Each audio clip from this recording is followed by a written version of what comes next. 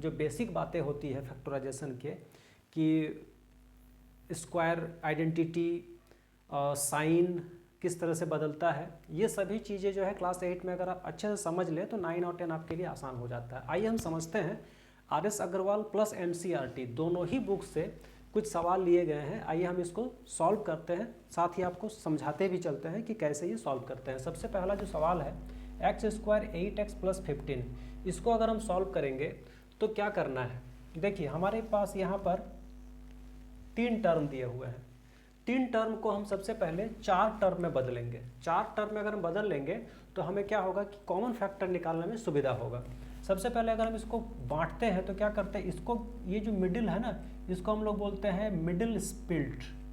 Middle split करने से क्या फ़ायदा होता है, x² + 8x + 15, इसका एक नियम है। नियम क्या है कि अगर हम दोनों को ऐड करते हैं, मिडिल स्प्लिट करने का तरीका क्या है कि जो भी 2 नंबर आएगा वो दोनों को ऐड करने से हमारा ये आना चाहिए और वो दोनों को मल्टीप्लाई करने से ये आना चाहिए।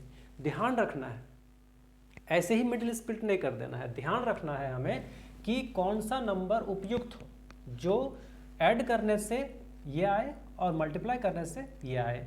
तो अगर हम इसको इस तरह से स्प्लिट करते हैं कि x² + 3x + 5x, यानी कि 5 + 3, अगर 5 और 3 को हम ऐड करते हैं तो हमारे पास 8x आएगा, और यही अगर हम 5 और 3 को मल्टीप्लाई करते हैं तो हमारा 15 आता है।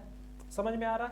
अब अगर हम इसको देखेंगे x² + 3x + 5x + 15, अब हमारा ये एक पैर हो गया, ये एक पैर हो गया। अगर हम इस पैर को और थोड़ा सा स्प्लिट करते हैं और थोड़ा सा अगर हम इसको फैक्टराइज करते हैं तो क्या हो जाएगा कि हम x और x में से कॉमन ले लेंगे x को। तो x को अगर x से मल्टीप्लाई करते हैं तो x², ठीक है। अब x को अगर 3 से मल्टीप्लाई करते हैं तो 3x, ये तो सॉल्व हो गया। अब नेक्स्ट क्या होता है 5x + 15। 5x + 15 में हम क्या करेंगे, 5 और 15 ये दोनों में से हम 5 को कॉमन ले लेंगे। 5 को अगर हम कॉमन लेते हैं तो क्या होता है कि 5 × x 5x हो जाता है और 5 × 3 15 हो जाता है। उसके बाद हमारे पास क्या आया x + 3 5x + 3। अब हम इसको फिर से क्या करेंगे, x और x में से एक कॉमन ले लेंगे तो क्या हो जाएगा x + 3, और यहाँ पर क्या है 5x + 3, यहाँ पर हम क्या करेंगे कि x + 5 कर देंगे, क्योंकि ये जो 3 है, ये 3 और ये 3 में हम एक कॉमन ले लिए हैं x + 3, तो बचा मेरा क्या x + 5। इसका मतलब x3 और x3 ये दोनों कॉमन है, ये दोनों कॉमन है, तो ये दोनों कॉमन x3 आ गया, बचा क्या हमारा x और 5, तो यहाँ पर x + 5, यही आपका आंसर है। समझ में आ रहा। इस तरह से हम इसको सॉल्व करते हैं। दूसरा क्वेश्चन सेम इसी तरह से है, x² + 5x + 6। हम इसको भी क्या कर देंगे, मिडिल स्प्लिट करेंगे। मिडिल स्प्लिट करने से क्या हमें मिला, x² + 3x + 2x, यानी 3 + 2 5 एंड 3 × 2 6। बात समझ में आ रही है। अब अगर हम इसको फिर से रीग्रुपिंग करते हैं तो x² + 3 और 2x + 6, ठीक है। अब हम यहाँ पर क्या करेंगे, x² x × x² और x × 3, यानी कि 3x हो गया। अब अगर हम इसको करते हैं 2x + 6 तो क्या होगा कि 2 × x 2x और 2 × 3 2 3 जा 6, तो हमें अब ये मिल गया। अब हम यहाँ पर क्या करेंगे, x + 3 दोनों में से कॉमन ले लेंगे, x + 3। अब मेरे क्या बचा, x और 2 बचा, तो x + 2, यानी कि x + 3 x + 2 हमारा आंसर हो गया। अगर आपको ये समझ में नहीं आ रहा है तो आप इसके पहले का जो वीडियो है उसको आप देख सकते हैं, तो आपको चीज़ें और समझ में आएगा, क्योंकि ये पार्ट 2 है। बहुत सारा नियम जो है, बहुत सारा रूल्स हम उस क्लास में बता चुके हैं। आगे हम समझते हैं। यहाँ पर देखिए 16a² - 225b²। अब हम देखें अगर तो यहाँ पर दिख रहा है a² - b², और ये एक आइडेंटिटी है। क्या है आइडेंटिटी, a² - b² का जो RHS होता है, अगर हम इसको सॉल्व करते हैं तो ये क्या होता है, a + b a - b। अब अगर हम इसको इस तरह से कन्वर्ट करते हैं तो क्या होगा, 4a² + 15b², क्योंकि 15 को 15 से मल्टीप्लाई करेंगे तो 225 आता है, और 4 को 4 से मल्टीप्लाई करेंगे तो 16 आता है। तो हमें क्या मिल गया, हमें मिल गया a और b, ठीक है। अब अगर हमें a और b मिल गया तो हमें 4a² + 15b² को क्या लिखना है, क्या लिखना है, a square minus B square बराबर ए प्लस बी और ए माइनस बी, हमें यही लिखना है। तो हमें ए मिल गया है 4a और b मिल गया है 15b, तो a प्लस बी तो हो गया, यानी कि ये हो गया। अब a माइनस बी तो 4a माइनस 15b, बस यही है। समझ में आ रहा? ऐसे ही बनाना है।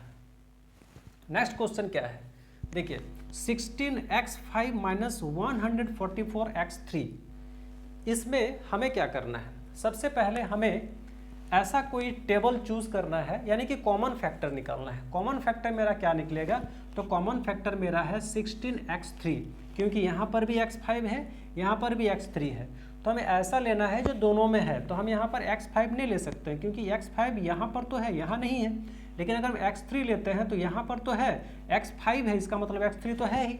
तो कॉमन फैक्टर हमको क्या मिल गया, 16x3। अब 16x3 अगर हम कॉमन ले लेते हैं तो क्या होता है, 16x3 को अगर हम x2 से मल्टीप्लाई करेंगे तो हमारा 16x5 मिलता है, और 16x3 को अगर हम 9 से मल्टीप्लाई करते हैं तो हमारा 144x3 आता है। बातें समझ में आ रही है? अब अगर हमको क्या मिला, 16x3 x प्लस 3 का होल स्क्वायर, यानी कि 9 को अगर हम 3 में कन्वर्ट कर देते हैं, क्योंकि 3 3 जब 9 होता है तो एक्स स्क्वायर जो है, एक्स स्क्वायर यहाँ पर एक्स हो गया, क्योंकि एक्स का पावर यहाँ चला गया, और दोनों मिलाकर अगर हम अंडरलाइन कर देते हैं, दोनों को ब्रैकेट में डाल देते हैं, तो एक्स का पावर भी 2 और 3 का पावर भी 2। इसका मतलब इसको हम इस तरह से लिख सकते हैं। अब हमारे पास एक नया आइडेंटिटी आ गया, क्या, ए प्लस बी का होल स्क्वायर। ए प्लस बी का होल स्क्वायर में क्या होता है, a plus B A minus B. अब ए प्लस बी ए माइनस बी अगर हमको मिल जाता है तो हमारे पास ए क्या है,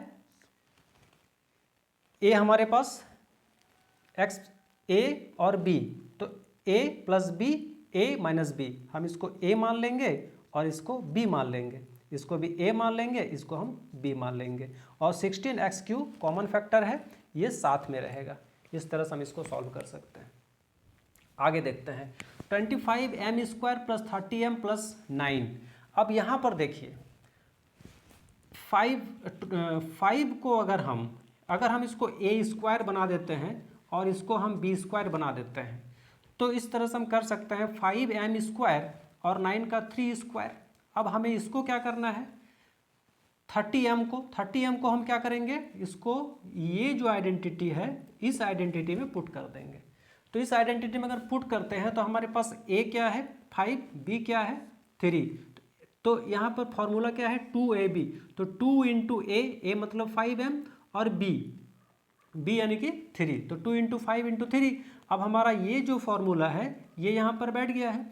अब इसको हमको इसमें चेंज करना है, क्योंकि इसका वैल्यू यही होता है, ए प्लस बी का होल स्क्वायर का यही होता है, a square plus 2ab plus b square. अब अगर हम ए प्लस बी का होल स्क्वायर को हम इस तरह से लिखते हैं तो हमारे पास ए बी है, बी भी है। ए क्या है 5m, बी क्या है 3, तो हम इसको लिख सकते हैं 5m प्लस 3 का होल स्क्वायर, या 5m प्लस 3, इसको 2 बार लिख देंगे, सेम चीज़ है। इस तरह का सवाल बनता है। नेक्स्ट क्वेश्चन देखिए, a x square b y square b x square a y square. अब हमें थोड़ा सा इसमें चेंज करना है। चेंज क्या करना है कि इसको हमको रीग्रुपिंग करना है। रीग्रुपिंग क्यों करेंगे, रीग्रुपिंग अब इसलिए करेंगे ताकि हम कॉमन फैक्टर निकाल सकें। तो हम रीग्रुपिंग क्या करेंगे, ए एक्स स्क्वायर और बी एक्स स्क्वायर, क्योंकि यहाँ पर भी एक्स है यहाँ पर भी एक्स है, तो हम दोनों को एक साथ ले लेंगे, a x square plus b x square. अब हमारे पास बचा क्या, b y square a y square, तो हम इसको अब बी स्क्वायर और ए वाई स्क्वायर, क्योंकि यहाँ पर भी वाई है यहाँ पर भी वाई है, दोनों को कॉमन ले सकते हैं, तो ये इसका कॉमन फैक्टर बन गया, ये इसका कॉमन फैक्टर बन गया। अब हम क्या करेंगे, a x square plus b x square, तो हम एक्स स्क्वायर को कॉमन ले लेंगे। अब एक्स स्क्वायर को हम कॉमन ले लेते हैं तो क्या होता है, ए प्लस बी, ए और बी, और y को अगर हम कॉमन ले लेते हैं तो y स्क्वायर में b प्लस ए। अब हमारे पास a प्लस बी प्लस ए, बात तो एक ही है। दोनों को हम क्या ले लेंगे, कॉमन फैक्टर ले लेंगे। कॉमन फैक्टर अगर हम ले लेते हैं तो a प्लस बी के जगह पे a प्लस बी और X square Y square X square plus Y square, यही आपका आंसर है। समझ में आ रहा है?